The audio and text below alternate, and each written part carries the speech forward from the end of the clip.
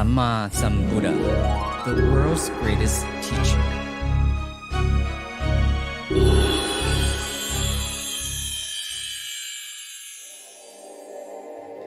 On the night that the great Bodhisattva was conceived, Queen Sili Mahamaya, the wife of King Suttodana, the ruler of the city of Kapilavatsu, dreamt that a great white elephant brought her a lotus flower.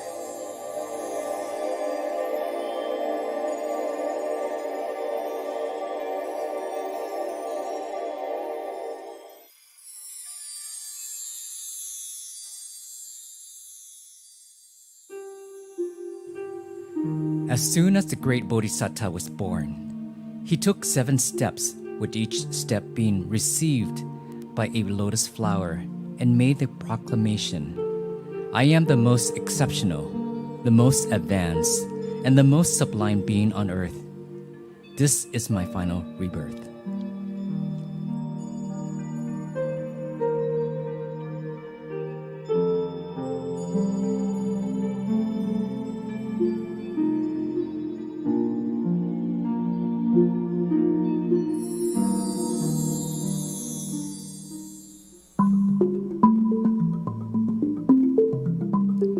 At 3 years old, the yogi Asita came to visit the infant prince.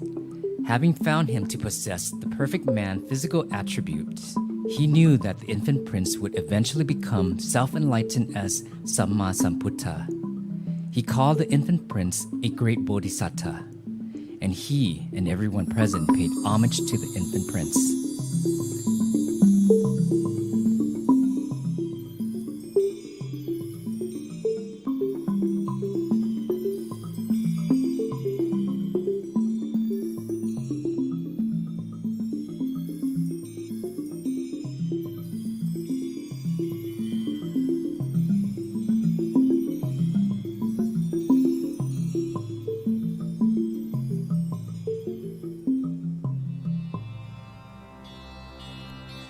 When the prince was 5 days old, 7 learned Brahmins predicted that if he remained a householder, he would become a universal monarch.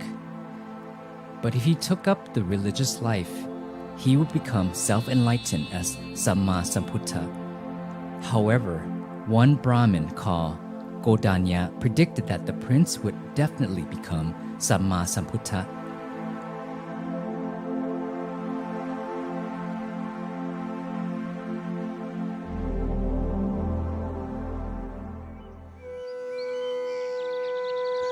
When the prince was 7 years old, he went with his father to the planting ceremony. There, he sat down to practice meditation under a Java plum tree. A miraculous event occurred where the sun remained in the same place even in the late afternoon, so that the tree could continue to provide shade for the prince.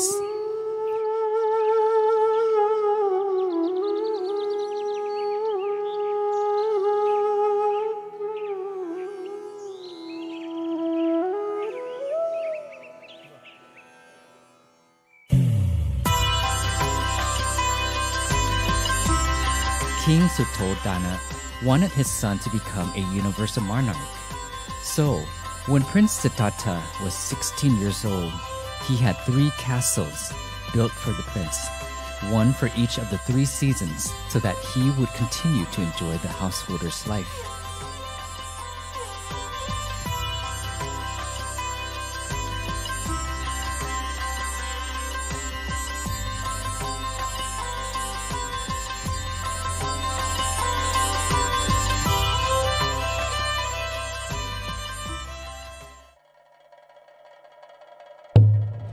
Prince Siddhartha was a true genius in every field because by the time he was 7 years old, he had already completed all the 18 branches of the arts. When he was 16 years old, he displayed his extraordinary talent in archery for all of his relatives to see. It was then that Prince Yatso Tarapimba was chosen to be his wife.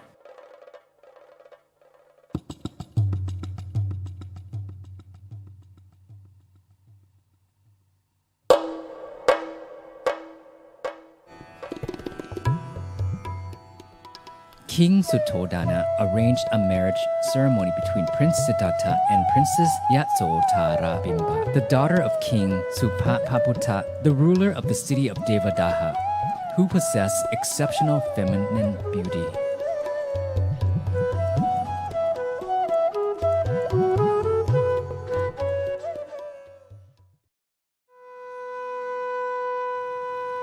When Prince Siddhartha was 29 years old, he suddenly grew tired of his life in his 3 different castles. During his secret visits to the royal park, he saw for the first time in his life an old person, a sick person, a dead person, and a monk, respectively. These images made him realize the impermanence of life, which brought about pain and suffering. He was convinced that he would be able to find the way to put an end to suffering if he took up the religious life.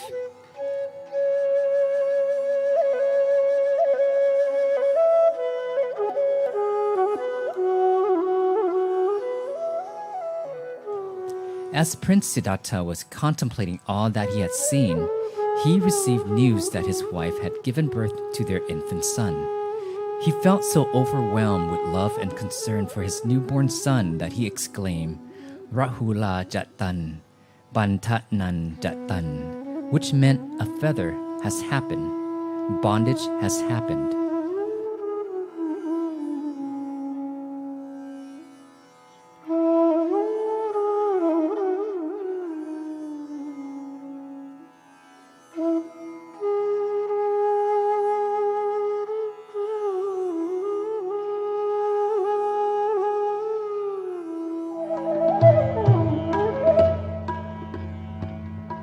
Prince Siddhartha made up his mind to go in search of the way to put an end to suffering and left the palace riding on the royal steed, Gantaka. He was accompanied by his attendant, Chana.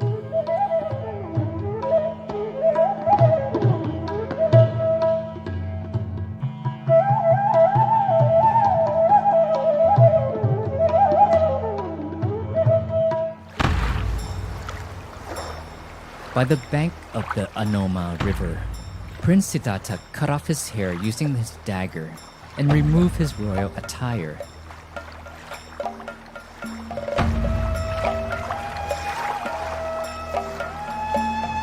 He subsequently put on the saffron robe given to him by the Brahma being Gatikara, together with other utensils, and made the resolute wish to live the life of a renunciate.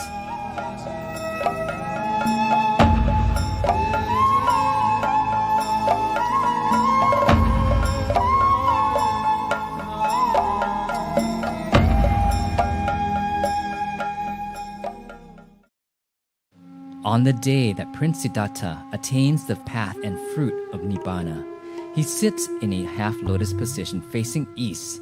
He vows that his flesh and blood can dry up, leaving only skin, sinews, and bones. He would not leave his seat until he can attain Buddhahood.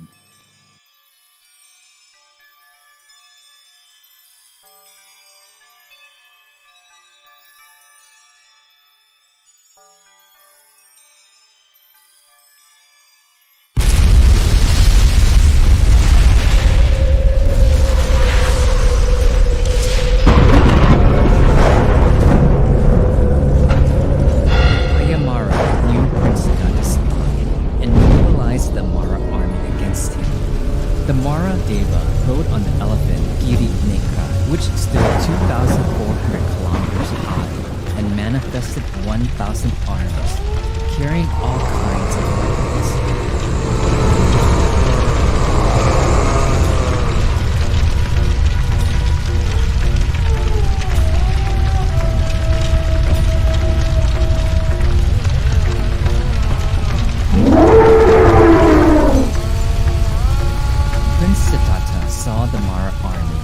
And knew that they were there to destroy him.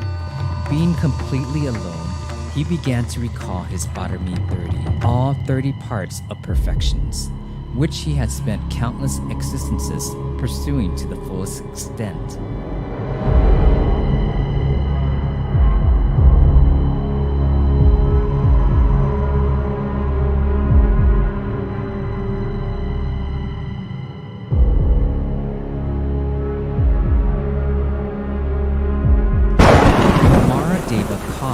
a torrential rain to fall, and the area was completely flooded. But the rain could not cause even Prince Siddhartha's clothes to get wet. The rain of red coals, as hot as hellfire, turned into celestial flowers for the prince.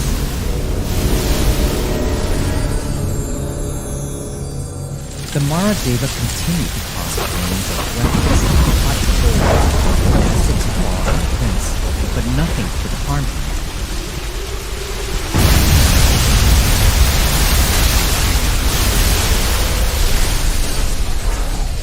The Maradeva was furious and mobilized his army closer to the prince in order to kill him.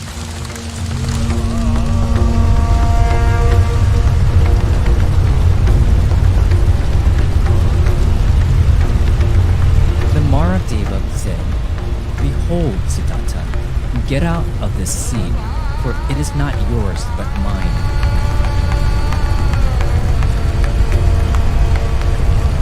Prince Siddhartha said, "This precious throne happens as a result of my accumulated merit, not yours.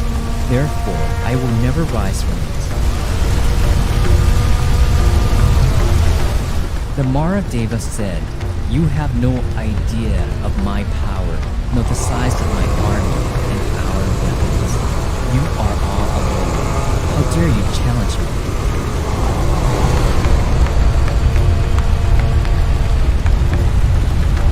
Prince Siddhartha said, "Behold, Mara, it is you who do not know the power of my power and authority, which serves as my great army.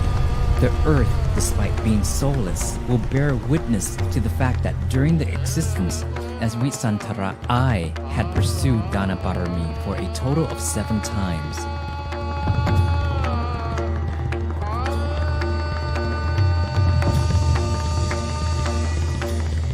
Prince Siddhartha then pointed his right index finger at the earth. In that instant, the underground air and water began to heave, causing the great land masses, 3,840,000 kilometers thick, to quake 6 times. The water arisen by the power of Prince Siddhartha's Dana Parami flooded the Mara army and scattered the Mara troops every which way.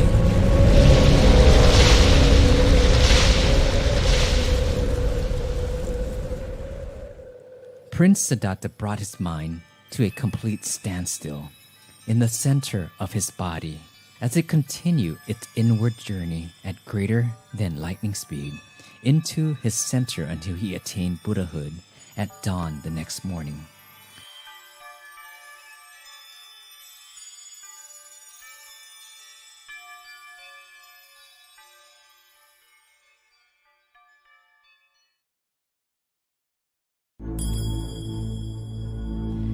Having attained the path and fruit of Nibbana, Sammasambuddha shared his enlightened knowledge with living beings until a large number of individuals were able to attain arahatship.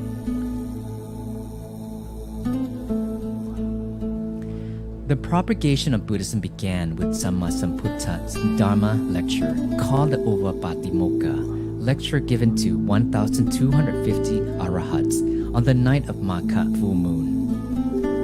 Sammasambuddha has spent a total of 45 years teaching living beings how to attain the path and fruit of Nibbana.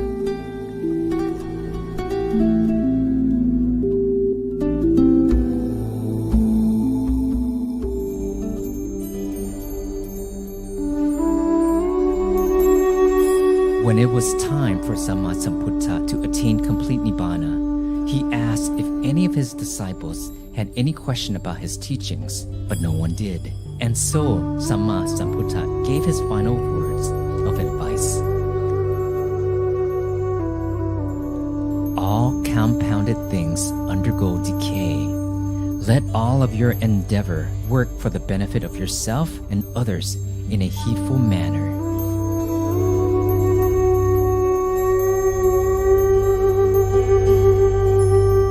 Sammasambuddha is the world's greatest teacher.